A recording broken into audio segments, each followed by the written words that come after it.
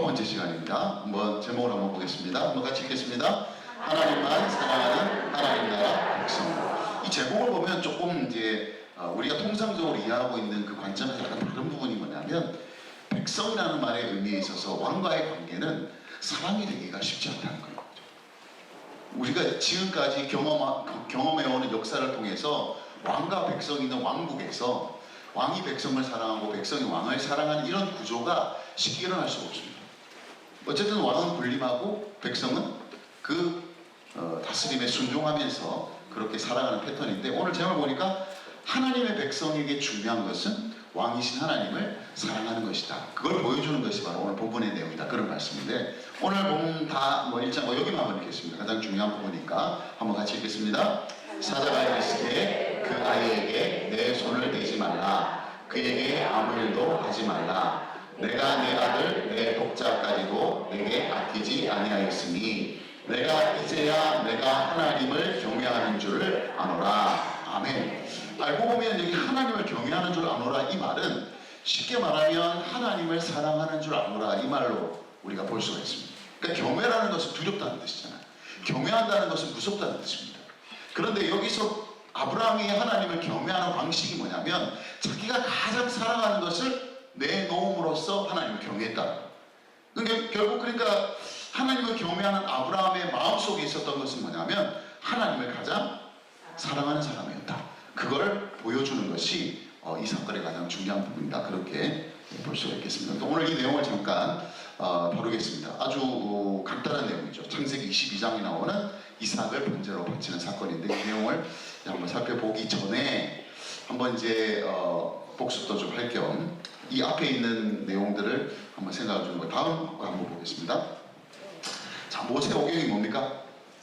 창세기, 출애굽기, 레위기, 신명기, 민수기, 신명기, 요 5개 책을 모세 오경이다 그렇게 말합니다. 모세가 쓴 5권의 책이다 그렇게 말해요. 물론 어떤 이상한 신학자 중에서는 모세가 쓴 게 아니다 그렇게 주장하는 사람이 있는데, 모세가 쓴 것으로 알려진 이 5권의 책, 늘 강조하지만 이 모세 오경을 생각할 때 누구를 먼저 생각하라고 그랬습니까? 그 밑에는 그러니까 가르쳐줘야 되겠습니다. 1차 독자. 제가 계속 강조하는 게 1차 독자. 창세기를 여러분이 이해하시려면 1차 독자가 여러분 머리에서 떠나시면 안 돼요.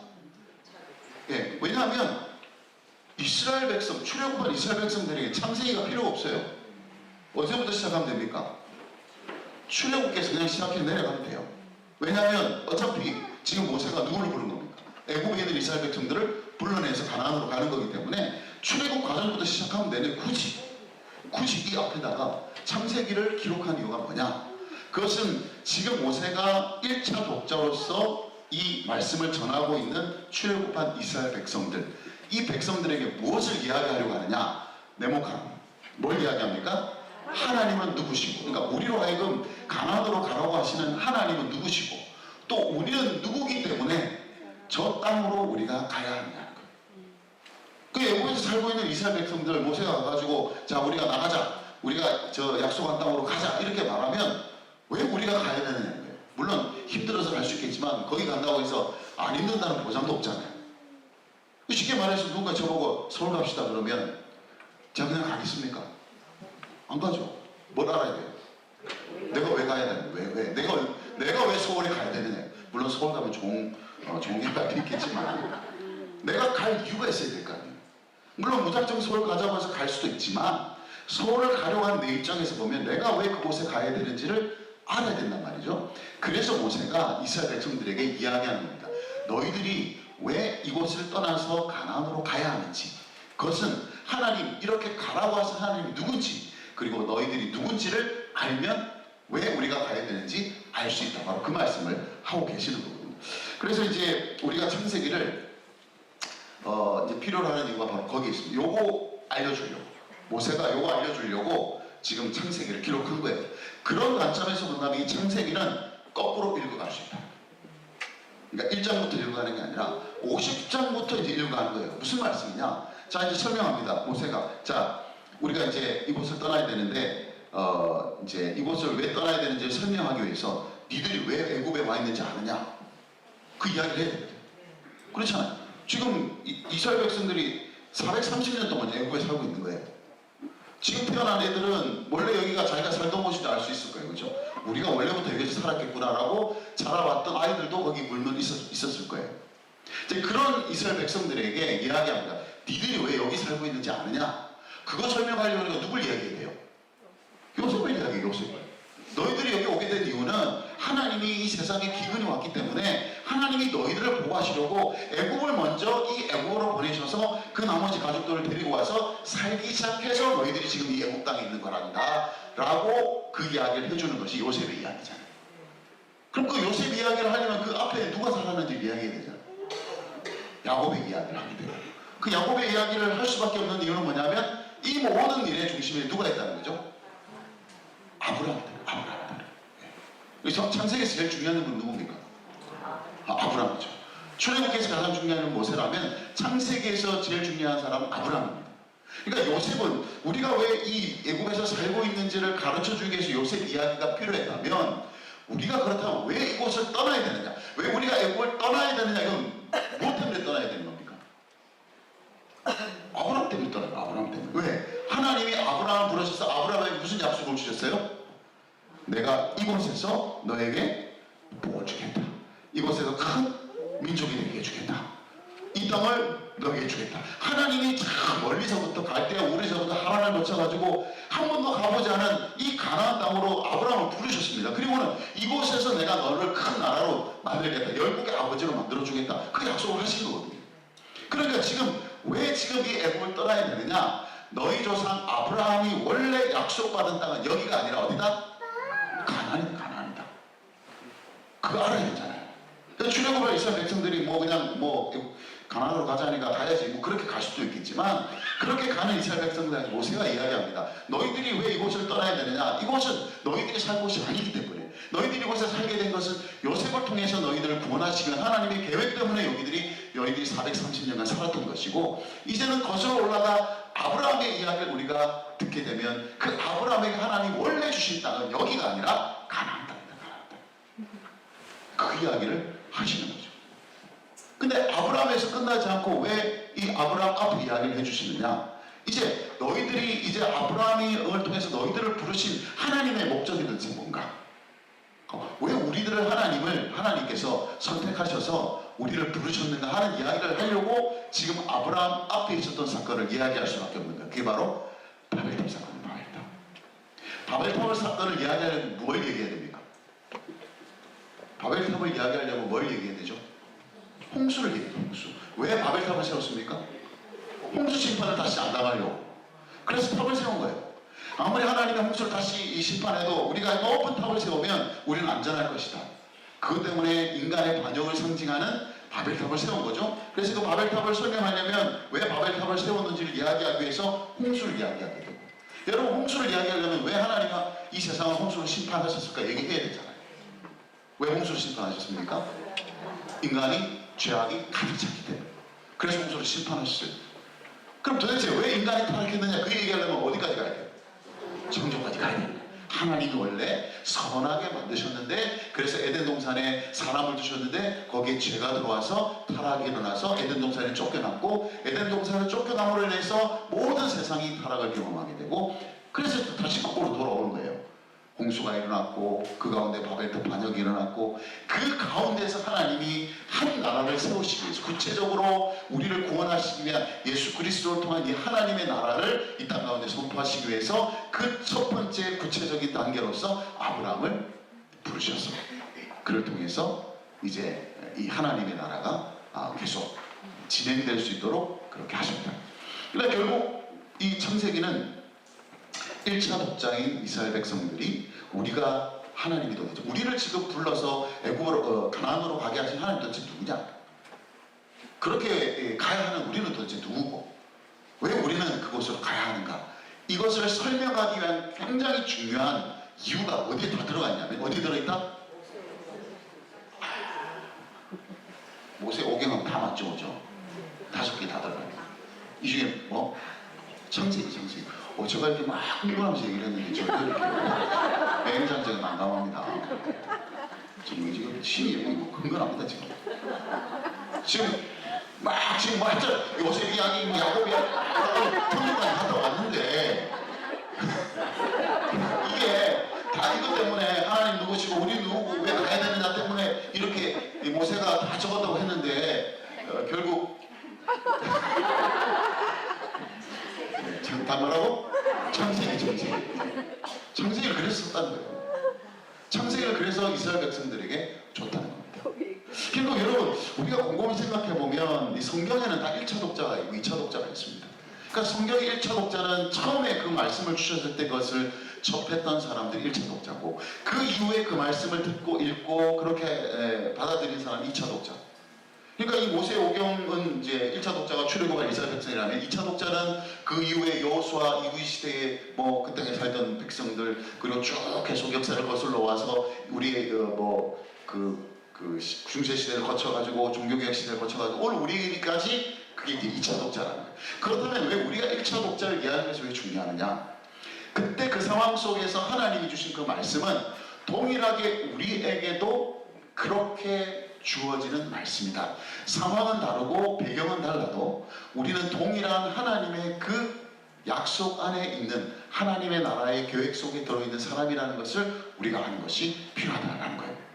그래서 이스라엘 백성들을 우리가 생각할 때 교회는 확대된 이스라엘이라고 부릅니다. 그러니까 교회를 뭐라고 하냐? 확대된 이스라엘. 네. 그래서 처음에는 하나님이 이스라엘을 통해서 하나님의 나라의 아름다운 일들을 이루어 가시지만 이제 신약시대에는 이제 예수님께서 십자가 부활을 통해서 교회를 세우심으로 교회는 이제 뭐가 되냐? 확대된 이스라엘이 된 겁니다.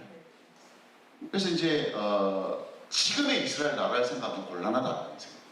그래서 이스라엘 별로 안 좋아하는 사람 있잖아요. 그죠? 이 조그만 나라가 막 오는데 막 그냥 열이 받고 저리 받고 막 안 좋아하는 사람 제일 많습니다. 세상에. 근데 왜 너희들은 왜 그 이스라엘 종교를 그렇게 우리가 지금 이스라엘 종교를 믿는 게 아니에요. 교회는 이스라엘이 포함된 확대된 하나님의 나라를 지금 살아가고 있는 것이 교회다라는 거예요.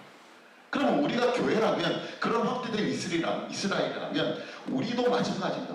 하나님은 우리를 구원하신 하나님도 누구시고 우리가 누구이기 때문에 우리는 왜 하나님의 나라를 위해서 살아야 되느냐? 왜 우리는 하나님의 나라를 바라보면서 우리가 살아야 될 이유가 어디에 고스란히 다 담겨져 있다? 창세기에 다 담겨져 있다는 거예요. 그런 관점에서 우리가 창세기를 바라보게 되면 이후에 출애굽기, 레위기, 민수기, 신명기는 하나님이 이제 하나님 나라의 백성을 어떻게 이끌어 가시는지 하나님의 나라의 백성들은 어떻게 하나님을 섬기고 그렇게 살아가는지를 보여주는 내용들이 나머지 레위기, 민수기, 신명기에 나갑니다. 그렇게 보시면 되겠습니다. 여기까지 이렇게 보시면서 지난 시간을 좀 요약을 하겠고요. 이제 오늘 이제 할 내용 보겠습니다. 오늘 내용은 22장, 창세기 22장에 나온 내용, 아브라함이 이삭을 번제로 바치게 된 사건이 나오는데 이거는 일종의 하나님이 아브라함을 두 번째 부르시는 부르심이에요. 물론 하나님이 뭐 얼마나 많이 부르셨겠어요, 그죠? 아브라함 얼마나 많이 부르셨겠어요. 평소에도 아브라함아 이렇게 얘기 많이 하셨을 텐데 이 아브라함의 인생에서 가장 중요한 두 개의 부르심을 우리가 요약한다면 12장에 나오는 부르심과 22장에 나오는 부르심이 두 가지 부르심을 생각할 수가 있습니다. 12장에 나오는 부르심 여러분 너무나 잘 아는 거예요. 아브라함의 부르심 하면 딱 떠올리는 게 창세기 12장 1절이에요. 그죠? 한번 같이 읽겠습니다. 시작. 여호와께서 아브라함에게 이르시되 너는 너의 고향과 친척과 아버지의 집을 떠나 내가 내게 보여줄 땅으로 가라. 아멘. 이것은 어떤 부르심이냐? 시작을 위한 부르심이다. 시작. 어떤 시작이냐? 이제 바벨탑 사건을 통해서 하나님이 세우신 새로운 하나님의 나라의 구체적인 계획은 아브라함으로부터 이제 시작하시겠다는 거예요. 내가 너를 통해서 큰 민족을 이루게 하고 그 민족을 통해서 예수 그리스도를 보내고 그 그리스도를 통해서 이제는 모든 민족으로 이 복음이 확장되고 하나님의 나라가 확장되는 그 시작점으로 부르신 것이 바로 아브라함이다. 그래서 그때 부르신 아브라함은 시작을 위한 부르심이다. 그렇게 볼 수가 있습니다. 그런데 이 부르심에도 아브라함에게 요구되는 게 뭐였다? 믿음과 순종이었다. 순종. 하나님의 부르심 앞에는 언제나 우리에게 필요한 것이 순종인데 그 순종은 믿음으로 순종하는 것이 필요합니다. 결국 아브라함이 첫 번째 부르심을 받았을 때 너는 이곳을 떠나서 본토 너의 고향 친척 아버지를 떠나 내가 내게 보여줄 땅으로 가라 그렇게 말씀하셨을 때 그대로 갔습니다. 순종했다는 말입니다. 그런데 이 순종 안에는 단순한 순종이 아니라 그 안에 믿음이 필요했다. 여러분 아브라함이 자기 집을 떠나서 가나안으로 가기까지는 그냥 갈 수 있는 것이 아니요. 쉽게 갈 수 있는 것이 아니다. 뭐가 반드시 있어야 된다? 믿음이 있어야 된다. 믿음이 있어야 된다. 그래서 이 순종에는 믿음이 요구된다라는 거예요. 권사님 맨 앞에 계셔가지고 할 수 없다. 성경책 한번 주세요. 순종은 잘하는 거죠. 성경책 달라고 하면 바로 주잖아요. 그죠? 이렇게 순종할 수 있습니다. 자, 가져가시고. 권사님 집에 집문서 있습니까? 집문서 같은 거 없어요? 돈 될 만한 거 없어요? 저한테 맡기실래요? 맡기실래요? 이거 맡기려면 뭐가 필요해요? 나에 대한 믿음이 필요해요. 저 목사 갑자기 나보고 왜 집문서를 달라고 하냐고. 이상하잖아요. 주면 좀 어떻게 이상한 데 있을 거 아닌가 걱정되기도 하고. 그럼에도 불구하고 준다는 것은 나를 믿는 거예요. 그러니까 우리가 순종한다는 것은 그냥 얼마든지 순종할 수 있는 게 있어요. 방금 제가 성경책 달라고 할 때 그냥 줄 수 있잖아요. 그죠? 여러분 지금 가지고 있는 아무거나 별로 필요 없는 것들 제가 달라고 그러면 쉽게 주잖아요.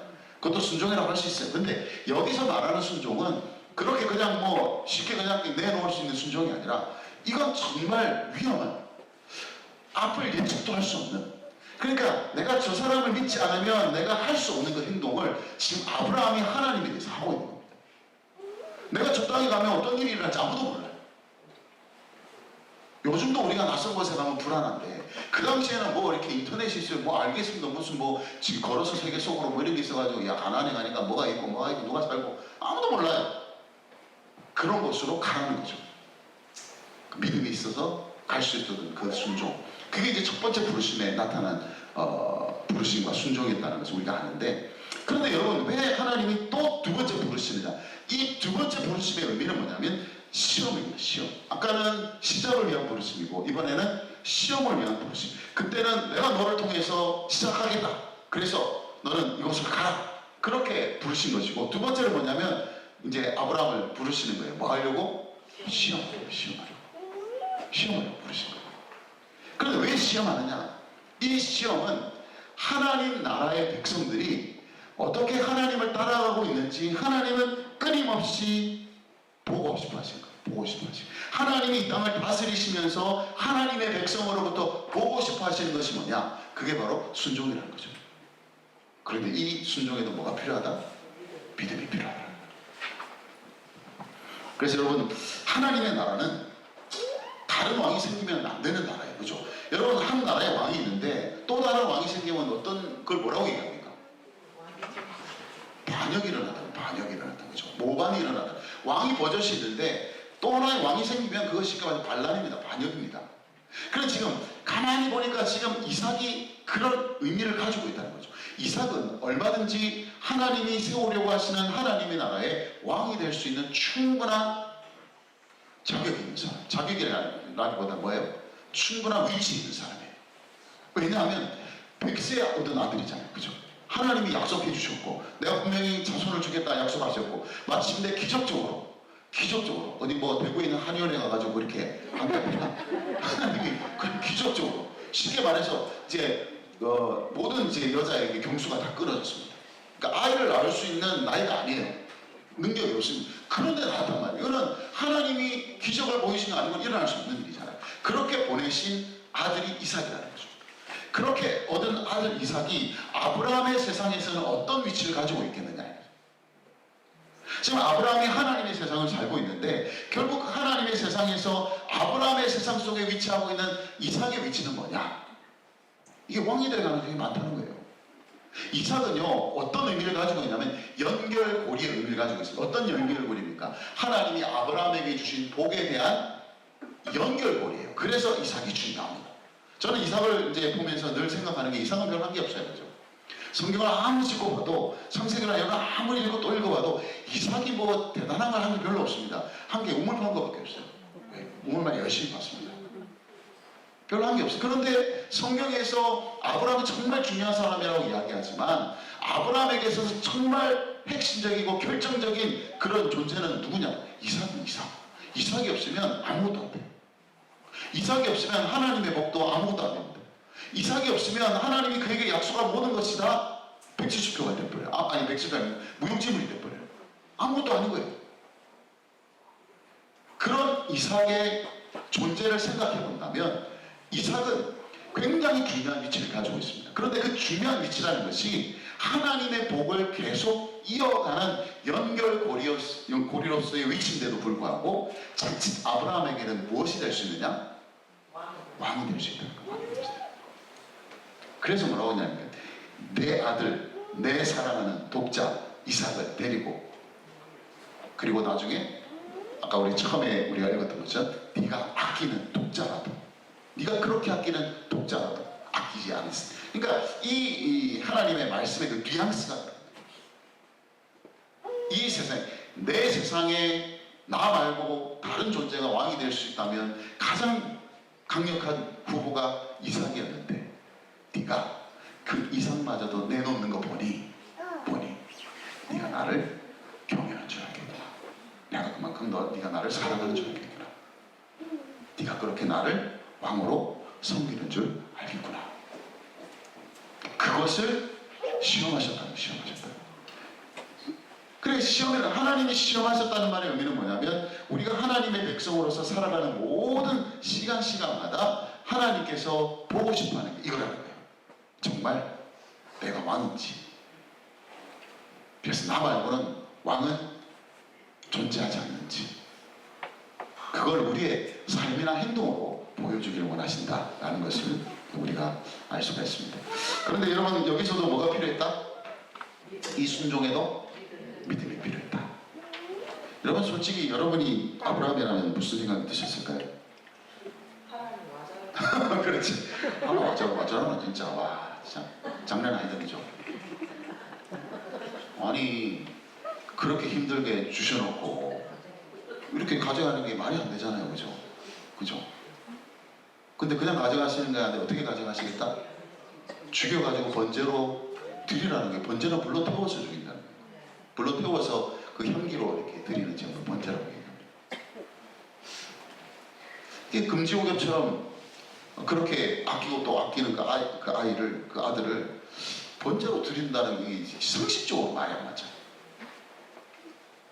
그러니까 여러분, 아브라함이 참 대단한 거지, 참 뭐라고 표현해야 될지 잘 모르겠는데, 이 말씀하고 난 다음에 그 다음날 이른 아침에 일어나서 갑니다. 출발합니다. 여러분 같으면 어떻게 하겠습니까? 주님, 40일만 제가 특별 새기도 하고 제가 결단하면 내리겠습니다. 여러분, 이 정도는 해야 되지 않겠습니까? 너무 이상하잖아요. 이거 왜 하나님이 네 사랑하는 아들을 왜 번제로 내놓으라 하느냐? 도무지 이해도 안 되고 납득도 안 되고 왜 줬다가 뺐느냐? 아니, 구름같이 하늘의 묵별같이 수많은 그런 후손들을 주겠다고 약속하셔놓고 겨우 하나 주셔놓고, 네? 여러분 생각할 때 하나님 그런 약속을 하셨다고 생각, 내가 너에게 정말 셀 수도 없이 바닷가의 모래처럼 하늘의 묵별처럼 셀 수도 없는 후손을 너에게 주겠다, 그렇게 약속하셨다면 적어도 막 사라사이에서 한 12형제, 13형제는 낳아야 그럴 가능성이 좀 높아지지 않겠습니까? 그래, 딱 하나 주셔놓고 그러고 또 그 하나도 이제 가져가시겠다네.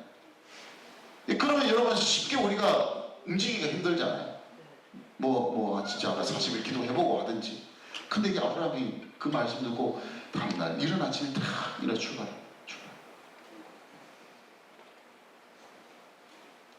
그 모리아까지 가는 길이 3일 길. 3일 동안 무슨 생각이 들었겠습니까? 제 생각에는 3일 갈 건 한 달 정도 미적거리면서, 그죠? 아유, 이거 어떻게 하나 이러면서, 그죠? 그 3일 길로 이건 지체하지 않았다는 뜻입니다. 쫙 가서 하나님 지시한 산에 올라가서 그런 번제를 드렸다. 그 순종의 중심에 무엇이 있었다? 믿음이 있었다. 이걸 누가 보여주냐면 히브리서 기자가 보여줍니다. 히브리서 기자 히브리서 한번 가보겠습니다.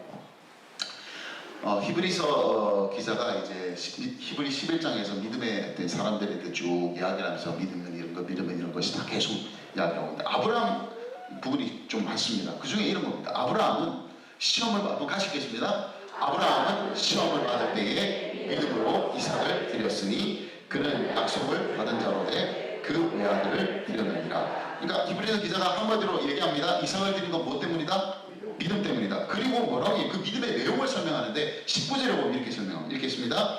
그가 하나님이 능히 이삭을 죽은 자 가운데서 다시 살리실 줄로 생각한지라 비유컨대 그를 죽은 자 가운데서 도로 받은 것이니라. 아멘. 그러니까 아브라함이 이걸 믿고 있었다는 얘기예요. 죽은 자 가운데서 다시 살리실 줄을 믿었다. 내가 만약 죽인다면, 내가 번제로 드린다면 그 죽임과 동시에 하나님이 도로 살리실 것을 생각했다라는 거예요. 놀랍지 않습니까? 그걸 우리가 또 볼 수 있는 단어가 뭐냐면 그 아들과의 대화 속에 나옵니다. 아들이 이제 처음에 종둘하고 이삭하고 이렇게 4명이 쫙 길을 갑니다. 3일 동안 쭉 가가지고 드디어 이제 눈앞에 하나님이 지시하신 산이 딱 보여요. 그래서 아브라함이 종둘은 니들은 여기 좀 있어라. 내가 아들하고 가서 예배드리고 오겠다. 예배드리고 오겠다. 그리고 이제 아들하고 둘이 올라가는데 아들이 이상하거든요. 번제 드리러 간다는데 뭐가 없다? 재물이 없는 거예요. 그래서 묻습니다. 이 아버지의 뭐야 심장을 찢어놓는 질문이죠. 나무도 있고 다 있는데 번제할 양은 어디 있습니까? 물어보니까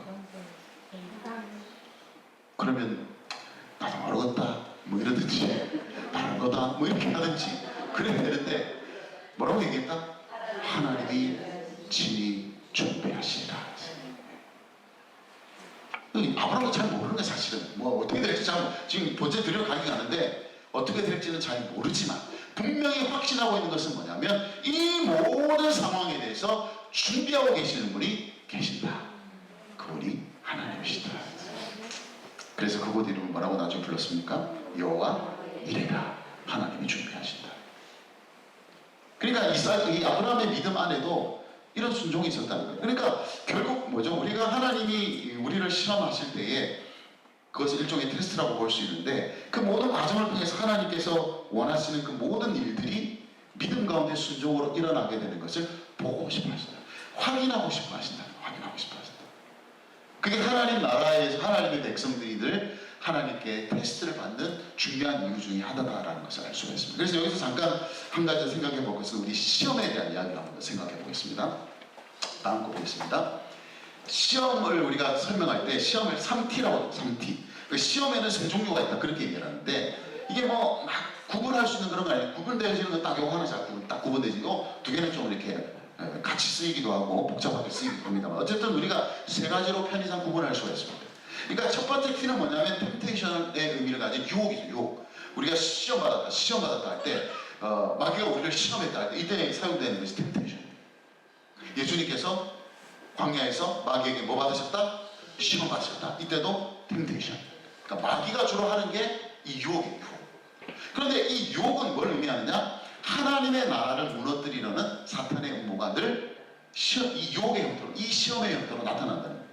그래서 이것은 하나님이 유혹하는 법이 있습니까? 없습니까? 있습니까? 없습니까? 하나님이 우리를 유혹하는 일은 없습니다. 그런 의미에서 우리를 시험하시는 분이 아니다 이렇게 말씀하십니다. 그런데 왜 시험이 일어나냐? 그것은 하나님의 허용하심 아래 일어나는 사탄의 공격이 있다는 거예요. 그래서 이것이 이제 첫 번째 시험이고 지금 이제 여기서 나오는 이제 이삭의 사건에서 나오는 이 시험은 이 유혹은 나옵니까 안 나옵니까? 나오질 않습니다. 그러나 충분히 유추할 수는 있습니다. 짐작할 수는 있습니다. 아브라함이 이삭을 번제로 바치기 위해서 가는 모든 여정 속에 이게 있었을까요? 없었을까요? 충분히 있을 수 있다는 거죠. 왜냐하면 창세기 맨 앞으로 올라가면 누가 등장합니까? 사탄이죠. 마귀가 등장하잖아요. 그래서 멀쩡하게 잘 살고 있는 누구를? 아담과 하와를 유혹합니다. 그 에덴 동산에 세워지고 있는 하나님의 나라를 무너뜨리고 싶으니까 그런 마귀가 어디 놀러 가겠습니까? 쉬러 가겠습니까? 늘 하는 일이 바로 그 일이라면 아브라함이 이 모든 과정 속에서 이런 유혹을 받지 않을 수 있겠느냐? 성경에는 없어. 우리 충분히 상상할 수 있는. 그러니까 시험에는 이 유혹의 요소가 굉장히 보편적이다 그렇게 볼 수가 있습니다. 그러니까 지금도 여러분이 얼마든지 유혹받을 수 있어요. 왜냐하면 제가 늘 말씀하지만 세상에 가장 부지런한 존재가 누구다? 그렇죠. 사탄이 제일 부지런합니다. 쉬지 않고 노리고 있는 거예요. 우리 마음 안에 균열이 일어나기를, 여러분 안에 그냥 불평이 막 일어나기를 기다리고 있는 거예요. 그래서 이런 첫 번째 의미에서 T가 있고, 두 번째 T가 이제 오늘 이제 우리가 보고 있는 시험, 테스트. 두 번째 T는 테스트예요. 하나님이 테스트하는. 이 테스트는 뭐냐면 하나님의 나라를 세워가신 하나님의 계획이고 하나님의 방식이다. 믿음과 순종을 통해서 확장되어져 가는 하나님의 나라, 그것을 점검하고 확인하는 그 모든 과정이 시험 테스트다 그렇게 볼 수 있고, 아브라함이 그렇게 하나님의 테스트를 받은 이유가 바로 여기에 있습니다. 그리고 마지막으로 이제 시련이라는 시련, 그러니까 트라이얼, 이것도 우리가 시험이라고 얘기하죠. 힘들고 어려운 이럴 때도 우리가 트라이얼, 시험이라는 말을 쓰게 되는데, 이 시련은 뭐냐면 하나님의 나라를 세워가는 과정을 통해서 일어나는 여러 가지 어려움들, 고난들, 그런 고난을 겪게 되면서 일어나는 것이 뭐냐면 성숙이 일어나고 그런 일들이 일어나는 것이 시련이다. 근데 이 시련은 양쪽으로 다 올 수 있다는 거죠. 마귀의 유혹을 받는 과정에서 시련이 올 수 있고, 시험을 받는 과정에서 시련이 올 수 있고, 그래서 시련은 그래서 약간 좀 복잡한 성격을 띠고 있지만, 어쨌든 이 세 가지 시험의 맥락에서 우리가 시험을 생각해 볼 수 있다면, 오늘 특별히 이 창세기에 이 부분이 들어가 있다는 것, 하나님이 독자 이삭을 번제로 바치라는 이 시험의 내용이 들어가 있다는 것은 다분히 누구 들으라고 하는 얘기일까요? 누구 들으라고 하는 얘기일까요? 누구예요? 뭐 좀 준비를 해왔어요. 물밖에 없어가지고 제가. 누구 들으라고? 1차 독자 누구? 출애굽한 이스라엘 백성들. 너희들이 이제 가나안에 가면 너희들이 세워야 될 하나님의 나라는 이런 나라가 돼야 된다. 다시 말하면 이삭이 왕이 되는 일이 일어나면 안 된다는 거예요. 그걸 미리 보여주는 것이 바로 이 시험이다. 그래서 이걸 다시 한번 이제 이삭의 관점에서 이제 요약을 하면 이런 겁니다. 그 다음 페이지 한번 보겠습니다. 그 다음 페이지. 자, 이삭을 잡으십시오. 자, 이삭이 아브라함에게 이삭, 그리고 하나님에게 이삭은 어떤 존재였나? 아브라함에게 이삭은 어떤 존재가 될 수 있었냐면 하나님의 위치를 위협하는 존재가 될 수 있었다. 가령 예를 들어서 아브라함이 무슨 말입니까? 이게 절대 안 됩니다. 내가 다른 것 다 내줘도 내 독자 이삭만큼은 절대 못 내줍니다. 그런 순간이 이삭은 뭐가 된다? 우상이 된다는 거예요. 하나님 아닌 왕이 우상이니까 우상이 되는 거예요. 그런데 하나님의 이삭은 뭐냐? 하나님의 이삭은 만약 아브라함이 오늘 성경 말씀을 그냥 하나님께 번제 드려갑니다 하고 그렇게 번제를 드리러 갔던 그 모습을 보면서 뭐가 확인되는 겁니까? 하나님의 위치가 확인됩니다. 어떤 위치로? 왕이라는 위치로. 그러니까 이삭은 굉장히 중요한 지금 위치를 지금 차지하고 있는 거예요. 지금 이 상황 속에서 하나님이 심심해가지고 한번 얘가 좀 어떻게 나를 생각하는지 한번 알아볼까? 그래서 하는 게 아니라 이건 아브라함을 위한 것이기도 하지만 동시에 아브라함 이후에 나오는 아브라함의 후손들, 지금 이 성경을 읽고 있는 1차 독자 그리고 우리 2차 독자들이 들으라고 하는 얘기예요. 들으라고. 이 이삭이라는 존재가 우상이 되어서는 안 된다는 거예요. 이 이삭이라는 존재는 언제나 하나님이 왕이라는 것을 보여주는 존재가 되어야 된다는 거예요. 그게 하나님이 테스트하는 이유입니다. 하나님이 우리에게 뭔가를 테스트하신다면 우리가 가지고 있는 그것이 우상이 아니라 하나님이 왕이라는 것을 보여줄 수 있는 중요한 도구가 될 수 있어야 된다. 그게 여러분 돈이 되었든지 여러분의 미래가 되었든지 여러분의 자녀가 되었든지 여러분이 소중히 여기는 그 어떤 것이라도 하나님이 그것을 가지고 여러분을 테스트하신다면 왜 테스트하시느냐? 여러분이 가지고 있는 이삭, 그 이삭이 여러분에게 하나님의 위치를 위협하는 우상이 될 수도 있지만 여러분이 가지고 있는 그것을 여러분이 어떻게 다루느냐에 의해서 이것이 하나님이 나의 왕이시라는 것을, 다시 말해서 하나님의 위치를 확인할 수 있는 도구로 사용될 수 있다는 것. 오늘 우리 이삭이 돈이라고 생각한다면 이 돈이 쉽게 말하면 하나님의 위치를 위협하는 존재가 되어버리면 이 돈은 우리에게 우상이 되는 겁니다.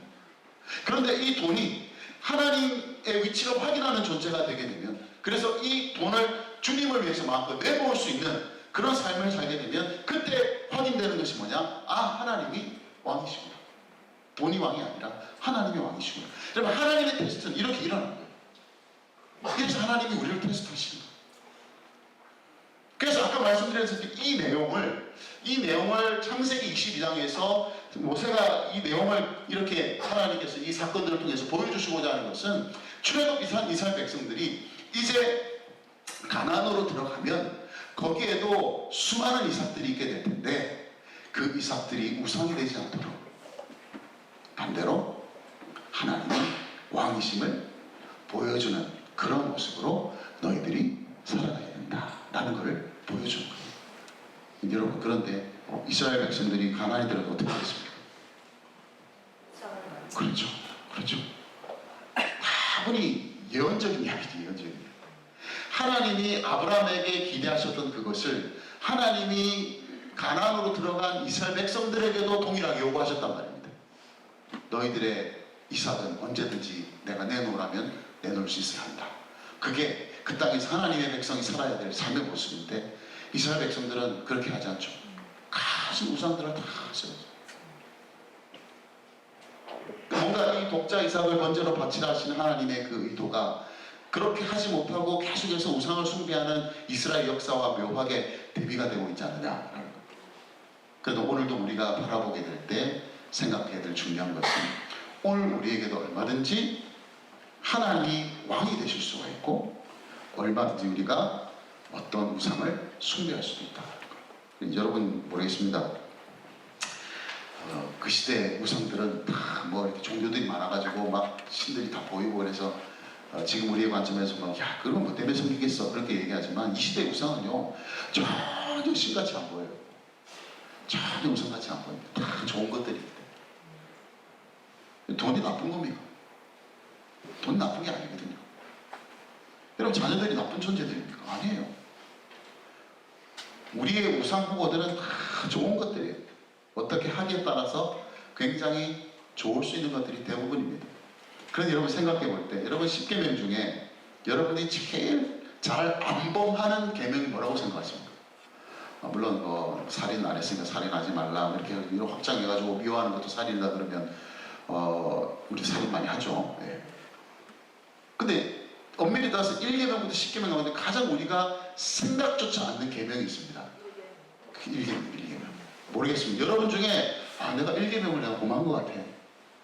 이렇게 생각하시는 분 별로 없을 것 같아요. 왜냐면 우리 다 예배 잘 드리고 뭐 신앙생활 다 잘하고 있으니까 나 하나님 섬기고 있고 하나님 믿고 예수님 믿고. 그런데 알고 보면 이 시대의 우상은 굉장히 은밀합니다. 그러니까 이게 우상인지 아닌지도 구분이 잘 안 돼요. 그래서 여러분 이런 우상에 대한 생각들을 여러분 하려면 7개 중요한 질문이 있습니다. 이게 정말 내게 무엇이 우상으로 지금 내게 작용하고 있는지 알려면 첫째는 뭐냐면 여러분이 뭐에 주로 실망하십니까? 여러분 자꾸 실망하는 게 있어요. 무엇 때문에 자꾸 실망하는 게 있어요. 그 무엇을 잘 들여다보시면 그게 내 삶 가운데 우상이 되었을 수 있습니다. 여러분 무엇 때문에 불평하십니까? 여러분 불평하는 것들 계속 특별히 여러분이 계속 불평하는 뭔가가 있다면 여러분들 따지고 보면 그게 여러분의 우상일 수가 있습니다. 그 다음에 걱정하는 여러분 참 여러분이 걱정하는 것 좀 많이 걱정하지만 특별히 막 걱정 많이 하는 거 있어요. 건강. 그러면 그 건강은 건강일 뿐인데 그걸 계속 걱정하고 또 걱정한다는 것은 이미 건강이 내 삶에 뭐가 되어 있다는 뜻입니까? 우상이 되어 있다는 뜻이에요. 그리고 무엇에 화를 내는가? 굉장히 이제 뭐 잘 참겠다가도 요만 더 건드리면 확 나는 거죠. 네. 여러분 평소에 멀쩡한데 차만 타면 그냥 막 이상해지는 사람 있습니다. 끼어드는 거 못 보고 네. 그런 사람은 뭐가 우상일까요? 끼어드는 게 화가 나고 내가 가는 길 앞길을 막고 자기 중심적입니다. 자기 중심적. 내가 우상이죠. 내가 우상일 수 있어요. 나 자신이 우상이 될 수도 있다. 그 다음 여러분 어디에 주로 돈을 많이 쓰는가? 여러분 돈을 많이 쓰면 왕한테 돈을 많이 쓰지 않겠습니까? 여러분 진짜 여러분 왕이 여러분 앞에 실제 왕이 있다면 여러분들 어디에 돈 제일 많이 쓸 것 같아요? 왕한테 잘 쓸까? 아닌가요? 저만 그랬습니까? 저는 그럴 것 같은데 그냥 나를 다스리는 왕이 그냥 내 앞에 있으면 거기다 제일 맛있는 거 사주고 막 잘해주고 막 그럴 것 같아요. 네. 주로 여러분이 가장 많은데 투자하는 걸 딱 들여다보시면 그게 우상일 가능성이 많죠. 그 다음에 어디로 피하는가? 힘들 때 주로 어디로 피하는가? 힘들면 주로 이렇게 게임방으로 가는 사람 있고, 힘들면 쇼파 앞에 TV 앞으로 가는 사람 있고, 뭐 다양한 게 있잖아요. 그런 걸 찾아보죠. 그리고 마지막으로 무엇을 꿈꾸는가?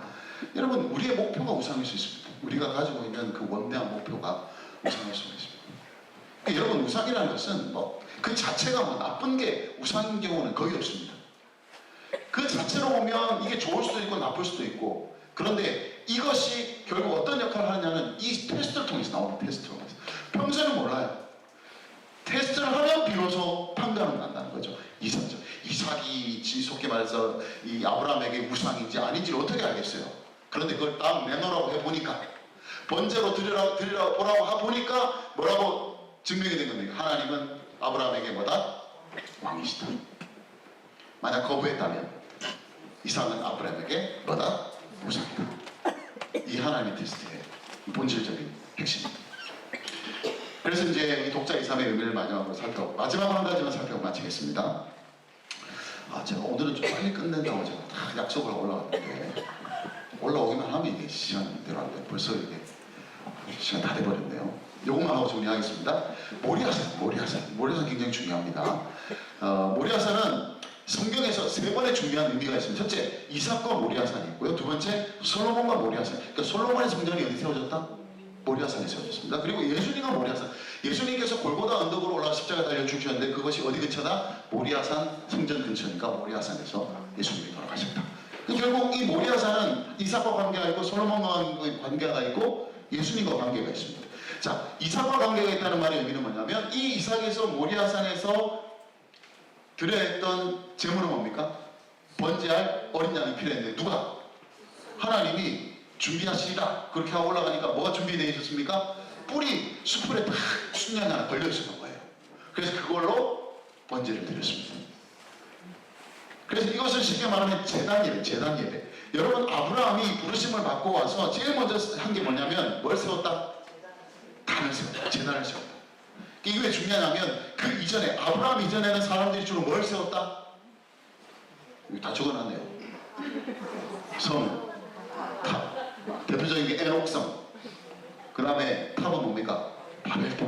그러니까 그때까지 그 인간들은 뭘 자꾸 세웠냐면 성을 자꾸 세운 거예요. 자기를 보호하고 스스로 보호하고 자기를 드러내고 이런 탑을 세우는 그런 일들을 했는데 아브라함이 부름받았을 때부터 단이 세워지기 시작했다. 그래서 그 단이 세워진 그 절정에 이삭과 모리아산이 있었고 그것이 바로 제단 예배라고 우리가 볼 수가 있는 거예요. 그 다음에 이제 쭉 이제 이 가나안 땅에 정착하고 나서 솔로몬이 모리아산에 성전을 세웠습니다. 여기서 사용된 제물은 어떤 제물? 율법에 규정된 제물을 쉽게 말해서 성막 예배하고 결합된 거죠. 성막 예배가 나중에 성전 예배로 나가는 거니까. 그래서 이것은 이제 희생의 제사가 필요한 거예요. 그냥 못 나가요. 그냥 하나님 앞에 갈 수 없습니다. 그래서 반드시 대신 희생돼야 될 제물이 필요했다는 거죠. 그래서 이것이 성막 혹은 성전 예배로 나가게 되고, 마지막으로 이제 예수님과 모리아산에서 하나님께 드려진 예배가 온전히 완성이 되는데, 이때 드려진 제물은 누굽니까? 어린 양 예수님이 대속제물과 화목제물로 드려지고, 이것은 이 앞에 있는 것처럼 드릴 때마다 뭔가 희생해야 되는 것이 아니라 어떻게?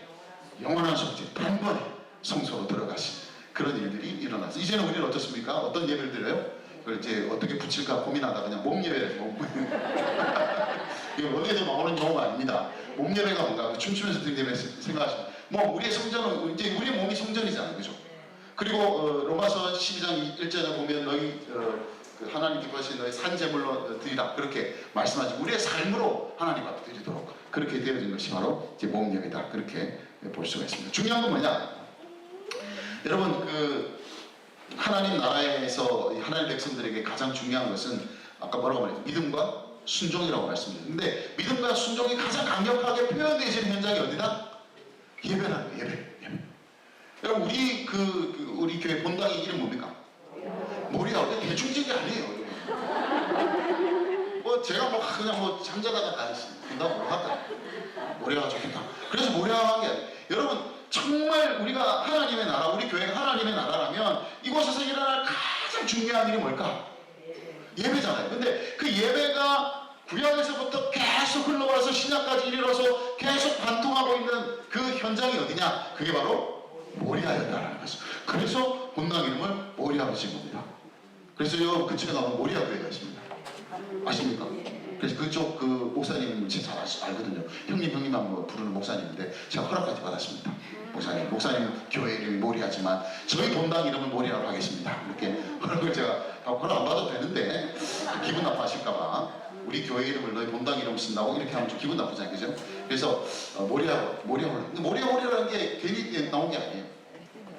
결국 그 모리아홀이라면 여러분 그 모리아홀에서 드는 예배 속에 여러분이 생각해야 될 게 뭐냐면 이 예배는 그냥 단순한 예배가 아니라는 걸 아셔야 돼요. 이 예배를 드리기 위해서 어떤 일이 일어났다는 걸 쭉 나오잖아요. 이런 일이 일어났단 말이에요.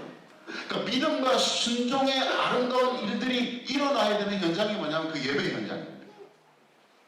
치열하게 우리가 믿음으로 순종하면서 나가야 될 현장이 바로 예배다라는 거죠. 그래서 여러분 편안하게 안락하게 우리가 이렇게 참 잘 꾸며서 들어왔지만 환경은 그래도 우리 마음만은 결코 우리가 편안하고 안락하게 드려야 되는 예배가 아니라 치열하게 믿음으로 순종을 요구하는 곳이 바로 예배의 자리라는 걸 아셔야 됩니다. 여러분 말씀을 흘려 듣는 사람은요, 예배 시간에 말씀을 흘려 듣는 사람은 그냥 예배가 편안합니다. 그죠? 목사님 말씀 자장가처럼 쫙 가뜩이나 피곤한데 막 이렇게 쫙 잠도 오고 편안합니다. 흘려들으면 그렇게 돼요. 그게 흘려듣는 말의 의미는 뭐냐면 저거 내하고 관계없다. 이렇게 들으시면 그냥 마음이 쫙 편안해집니다. 근데 요게 나랑 좀 뭔가 자꾸 뭔가 거슬린다. 그러면 이제 불편해지는 게 좋은 겁니다. 이 설교 말씀을 듣고 편안해지는 게 좋은 게 아니에요. 설교 말씀을 뭔가 좀 불편하고 어떻게 목사님 누구한테 들었나? 세상 억울한 게 제가 설교하면서 세상 억울한 게 뭔지 아십니까? 도대체 누구한테 듣고 지금 그런 말씀 하시는 거예요? 세상 억울해. 나 들은 게 하나도 없어요. 제가 그 수많은 성도들을 위해서 설교 준비해서 얘기하지 누구 한 사람 들으라고 그 시간을 내가 드리겠습니까? 아니잖아요. 중요한 건 뭐냐면 그때 들려지는 그 말씀이 날 자꾸 위험하게 만들어요. 쉽게 말하면 이런 일이 자꾸 네 독자 이사가 번째로 바쳐라. 이걸 내 이야기로 들어야 되니까 남의 이야기니까 편안하지. 남의 독자 이사를 바치면 내가 뭐 불편한 게 뭐가 있습니까? 옆에 있는 김집사 아들을 바치라면 내가 뭐가 힘들겠어요, 그죠? 근데 그게 내 아들이라면 어떻겠어요? 장난 아니죠. 이건 정말 이거는 고민하고 괴로워하면서 들을 수밖에 없는 말씀이 어디서 일어나는 것이다? 예배 현장에서. 왜냐하면 그곳이 바로 믿음과 순종이 가장 처절하게 일어나는 현장이기 때문에 그 역사가 어디서부터 시작됐느냐? 이삭과 모리아산에서부터 시작됐다라는 것을 우리가 하는 일이 필요합니다. 그래서 저는 그런 생각합니다. 목숨 걸고 예배드리는 지하교회 성도들이 지금도 있겠습니까? 없겠습니까? 있습니다. 여러분 우리가 우리는 예배드리고 싶으면 드리고 일 생기면 안 드릴 수 있고 우리 자유예요, 그죠? 약간 전화가 와서 귀찮긴 하지만 내가 안 드린다고 해서 이렇게 세금이 더 나온다든지 직장에서 물론 직장에서 고생하는 사람도 물론 생기겠지만 그런 어려움이 별로 없어요. 근데 여러분 지하교회에서 예배를 드리는 성도들은 좀 다를 거 아니겠습니까? 그죠? 내가 예배드리는 이것 때문에 내가 엄청난 불이익을 당할 수 있고 심지어 목숨까지 잃을 수 있다라고 생각한다면 그럼에도 불구하고 그 자리에 나와서 예배를 드린다는 말의 의미는 뭐겠습니까? 그만큼 그들이 누구를?